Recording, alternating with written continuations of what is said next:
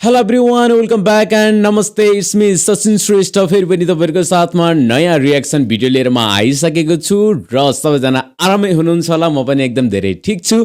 So आज भने म चाहिँ होइन साउथ मुभीको एउटा rise of Swayambhu release date video भनेर आएको छ। एकदमै हिस्टोरिकल एन्ड त्यो बब्बाल लाग्यो मलाई होइन। त्यहीमाथि मलाई मनपर्ने हाम्रो हिरो पनि हुनुहुन्छ होइन निखिल। लास्ट टाइम मैले निखिलको यस्तै कृष्ण सम्बन्धी के मुभी हेरेको थिएँ होइन। एडभेन्चर एउटा हिस्टोरिकल मुभी थियो होइन।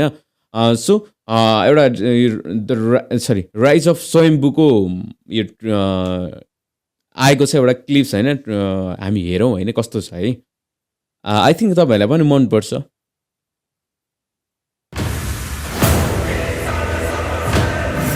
ओ 2 सालों की मेहनत,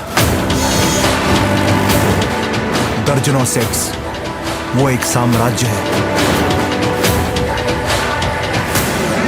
हजारों चुनौतियां, वो एक युद्ध है। Oh my God. और लाखों दर्शक, हमारा एक ही लक्ष्य है। करोड़ों की लागत, हमारे निर्माता थाहा छ कि साउथको हिरोहरूलाई चाहिँ कुन हिरोलाई कसरी देखाउने भन्ने चिज चाहिँ साउथका डाइरेक्टरहरूसित सोधे हुन्छ क्या यार। हमारे भारत देश के इतिहास में बहुत सारे विशेषताएं हैं। वो केवल राजाओं की कथा नहीं है, बल्कि हमारी संस्कृति की नींव है। इस इतिहास में एक वीर योद्धा अरे फिल्महरुमा यस्तो धमाका देखाउन थालिसके यार। ये मेरा मित्र मारुति है। जब मैं हर रोज मेकअप और कॉस्ट्यूम पहन के सेट पर जाता था, मुझे ऐसा लगता था कि मैं 1000 साल पहले आ चुका हूँ। उस अनुभव का कारण the great production designers Ravinder sir और प्रभाहरन सर,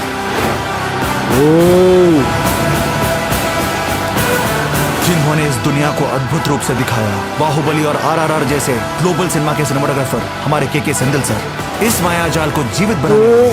KGF और सालार जैसे फिल्मों में अद्भुत म्यूजिक देने वाले हमारे रवि बसरूर जी, साथ ही शानदार फाइट सीक्वेंस के निर्देशक national award winner Solomon master और अनेकों महान टेक्नीशियंस की मेहनत। फाइनली आज के दिन के साथ 170 दिनों की शूटिंग पूरी हो गई है। क्रेजी। आइए मेरे यूनिट से मिलवाता हूँ। चल मारुति। ओ भाई साहब यार। इस फिल्म की story, screen play, direction the talented Bharat Krishnamachari. Director ji अब तो बोलिए। Okay it's a rap.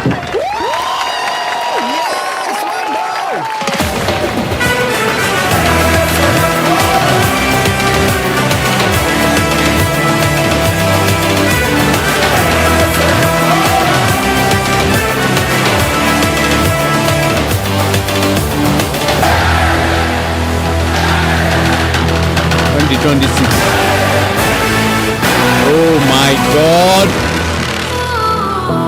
Nice.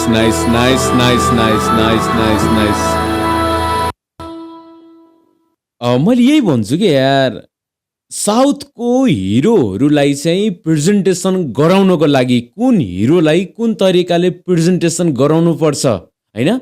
अनि यो सानो स्टोरीहरूलाई पनि त्यो पुराना हिस्टोरीहरूलाई चाहिँ कथामा कसरी उतार्ने भनेर चाहिँ साउथ इन्डियन डाइरेक्टरहरूले जतिको कसैले सक्दैन के।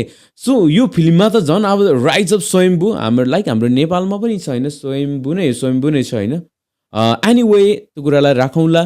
तर जुन मुभीमा चाहिँ यस्तो खतरा टिम मिलेर KGF teams and Baahubali teams, RRR teams लगायत धेरै सबैजना म्युजिकदेखि लिएर सबै विधामा एक्वेलेसन भएर होइन सबजना बराबर भएर चाहिँ यो फिल्मको तयारी हुँदैछ भनेपछि कुन लेभलको बन्दैछ यो फिल्म।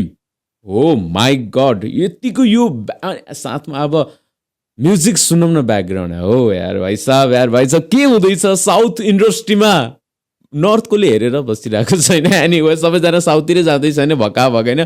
सो बवाल लाग्यो मलाई चाहिँ होइन। निखिलको यो प्रेजेन्टेसन गराउनको लागि धेरै मेहनत 160 दिनको सुटिङ सकिसकेको छ अरे। आई थिङ्क अब केही ट्रेलरहरू केही ड्रप हुनु चाहिँ 2026 फेब्रुअरी 13 कतिमा रिलिज हुने रहेछ नि यो फिल्म चाहिँ होइन।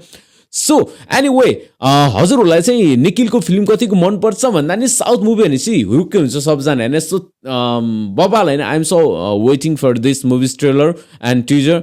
So thank you so much guys होइन हजुरहरूलाई कस्तो लाग्यो प्लिज कमेन्ट बक्समा कमेन्ट गरिदिनु होला सो अहिलेको लागि पनि म बिदा हुन चाहन्छु